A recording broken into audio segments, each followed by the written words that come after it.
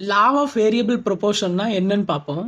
இந்த தியரியில் என்ன சொல்ல வராங்கன்னா, உற்பத்தி காரணியில் ஏதாவது ஒரு காரணியை நம்ம கூட்டினோம்னா, அதாவது ஃபேக்டர்ஸ் ஆஃப் ப்ரொடக்ஷனில் நம்ம ஏதாவது ஒரு ஃபேக்டரை நம்ம கூட்டினோம்னா, மார்ஜினல் ப்ராடக்ட் அதாவது இறுதிநிலை உற்பத்திங்கிறது குறைய ஆரம்பிச்சிடும். இப்படி ஃபேக்டர்ஸ் ஆஃப் ப்ரொடக்ஷனில் ஏற்படக்கூடிய ஒரு மாற்றத்தினால மார்ஜினல் ப்ராடக்டில் ஏற்படக்கூடிய மாற்றத்தை பற்றி பேசுகிறதா லா ஆஃப் வேரியபிள் ப்ரொபோர்ஷன். இந்த சேஞ்சஸை டோட்டல் ப்ராடக்ட் அதாவது மொத்த உற்பத்தியும் மார்ஜினல் ப்ராடக்ட் இறுதிநிலை உற்பத்தி இது ரெண்டு சேஞ்சஸ் மூலியமாக நம்மளால் கண்டுபிடிக்க முடியும். இதை அதே மாதிரி இதை 3 ஸ்டேஜஸாக பிரிச்சிருப்பாங்க. அது என்னங்கிறத பார்ப்போம். அதுக்கு முன்னாடி இந்த தியரியோட அசம்ஷன் எடுகோல் என்னன்னு பார்ப்போம். இப்போ மொதல் அசம்ஷன் பார்ப்போம். Only one factors is variable, others are held in constant. அப்படின்னா ஃபேக்டர்ஸ் ஆஃப் ப்ரொடக்ஷனில் லேண்ட், லேபர், கேபிட்டல், ஆர்கனைசேஷன் 4 இருக்குது. இதில் ஏதாவது ஒரு காரணியை மட்டும்தான் நம்மளால் மாற்ற முடியும். மற்ற ஃபேக்டர்ஸ் எல்லாமே கான்ஸ்டன்ட் அதாவது மாறாதது. இப்போ அடுத்த அசம்ஷன் பார்ப்போம். No changes in technology. அந்த பொருளை உற்பத்தி பண்ணக்கூடிய தொழில்நுட்பத்தில் நம்ம எந்த ஒரு மாற்றத்தையும் கொண்டு வரல. இப்போ இதுக்கு அடுத்த அசம்ஷன் பார்ப்போம். Possible to vary the proportion in different inputs or combination. அப்படின்னா உற்பத்தி காரணியில் ஏதாவது ஒரு ஃபேக்டரை மட்டும் கூட்டி நம்மளால் உற்பத்தியில் மாற்றத்தை ஏற்படுத்த முடியுங்கிறது தான் இந்த அசம்ஷன் சொல்லுது. இப்போ இதுக்கு அடுத்த அசம்ஷன் பார்ப்போம். ப்ராடக்ட்ஸ் ஆர் மெஷர்ட் இன் ஃபிசிக்கல் யூனிட்ஸ். அப்படின்னா கூடியிருக்கிற உற்பத்தியை நம்மளால் எவ்வளோ கூடியிருக்குங்கிறத அளவை பார்க்க முடியும். குவான்டிட்டி எவ்வளோ குவான்டிட்டி கூடியிருக்கு, எவ்வளோ கிலோ கூடியிருக்கு அப்படிங்கிறத பார்க்க முடியும். இதெல்லாம் தான் அசம்ஷன். இதுபடி தான் இந்த தியரி ஒர்க் ஆகும். இப்போ இந்த தியரிக்கான டேபிளை நம்ம பார்ப்போம். இதில் முதல்ல கொடுத்துருக்கிறது யூனிட்ஸ் ஆஃப் லேண்ட், எவ்வளோ நிலத்தை நம்ம பயன்படுத்தியிருக்கோங்கிறத கொடுத்துருக்காங்க. அடுத்ததாக இருக்கிறது யூனிட்ஸ் ஆஃப் லேபர், எவ்வளோ வேலை ஆட்களை நம்ம பயன்படுத்தியிருக்கோங்கிறத கொடுத்துருக்காங்க.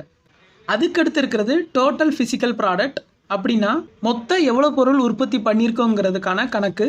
அதுக்கடுத்து இருக்கிறது மார்ஜினல் ஃபிசிக்கல் ப்ராடக்ட், அப்படின்னா இறுதிநிலை அதாவது கூடுதலாக உற்பத்தியான பொருட்களோட எண்ணிக்கை. அதுக்கடுத்து இருக்கிறது ஃபேஸஸ், அதாவது எத்தனை ஸ்டேஜ் இருக்குங்கிறதுக்கான எக்ஸ்பிளனேஷன். இந்த லா ஆஃப் வேரியபிள் ப்ரொபோர்ஷனை பொறுத்து ஏதாவது ஒரு வேரியபிளை நம்மளால் சேஞ்ச் பண்ண முடியும், அதாவது இன்க்ரீஸ் பண்ண முடியும், கூட்ட முடியும். அதுக்காக நம்ம எந்த ஃபேக்டரை நம்ம சேஞ்ச் பண்ண போகிறோம்னா லேபரை. கூடுதலாக வேலையாட்களை நம்ம பயன்படுத்துறதுனால நம்மளோட இறுதிநிலை உற்பத்தி எப்படி குறையுதுங்கிறத பார்ப்போம். இப்போ நம்ம 1 ஏக்கர் லேண்டில் ஒரு லேபரை அதாவது ஒரு தொழிலாளியை யூஸ் பண்ணி நம்மளால் 3 யூனிட் பொருளை உற்பத்தி பண்ண முடியுது.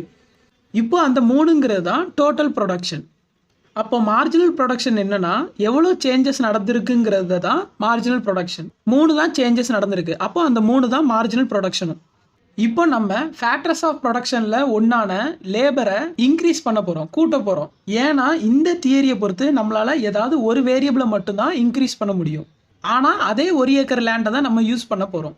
இப்போ அதே 1 ஏக்கர் லேண்டுக்கு நம்ம 2 பேரை வேலையாட்களாக போட்டிருக்கோம். அதனால நம்மளோட உற்பத்தி கூடுது, 7ஆக கூடியிருக்கு. அப்போ டோட்டல் ப்ரொடக்ஷன் 7. மார்ஜினல் ப்ரொடக்ஷன் எப்படி கண்டுபிடிக்கணும்னா இந்த டோட்டல் ப்ரொடக்ஷனில் எவ்வளோ சேஞ்சஸ், எவ்வளோ மாற்றம் ஏற்பட்டிருக்குங்கிறது தான் மார்ஜினல் ப்ரொடக்ஷன். 7க்கும் 3க்கும் உள்ள டிஃப்ரென்ஸ் 4. அப்போ அதுதான் மார்ஜினல் ப்ரொடக்ஷன். இப்போது நம்ம இதே மாதிரி நம்ம யூனிட் ஆஃப் லேபர் அதாவது வேலையாட்களை கூட்ட நம்மளோட உற்பத்தியும் கூடிக்கிட்டே இருக்குது. இப்போது நம்ம 4வது வேலையாட்களை எடுக்கும்போது நம்மளோட டோட்டல் ப்ரொடக்ஷன் கூடியிருக்கு, அதாவது மொத்த பொருள் உற்பத்தி கூடியிருக்கு. ஆனால் மார்ஜினல் ப்ரொடக்ஷன் குறைய ஆரம்பிச்சிருது. ஏன்னா இதுக்கு முன்னாடி நம்மளோட மொத்த உற்பத்தி எவ்வளோ இருந்ததுன்னா 12 இருந்திருக்கு. இப்போ 16 சேஞ்சஸ் ஆயிருக்கு. அப்போ 4 தான் கூடுதலாக உற்பத்தி ஆயிருக்கு. இந்த கூடுதல் உற்பத்தி இதுக்கு முன்னாடி உள்ள கூடுதல் உற்பத்தியை விட கம்மியாக இருக்கு. மார்ஜினல் ஃபிசிக்கல் ப்ராடக்ட் குறையுது. அப்போ இதுலேருந்து செகண்ட் ஃபேஸ் ஸ்டார்ட் ஆயிரும். அப்போ ஃபர்ஸ்ட் ஃபேஸ்னா என்னன்னா டோட்டல் ஃபிசிக்கல் ப்ராடக்ட்டும் மார்ஜினல் ஃபிசிக்கல் ப்ராடக்ட்டும் ரெண்டுமே கூடக்கூடிய அந்த டைம் பீரியட் மட்டும்தான் ஃபர்ஸ்ட் ஃபேஸ். இப்போ செகண்ட் ஃபேஸை பார்ப்போம்.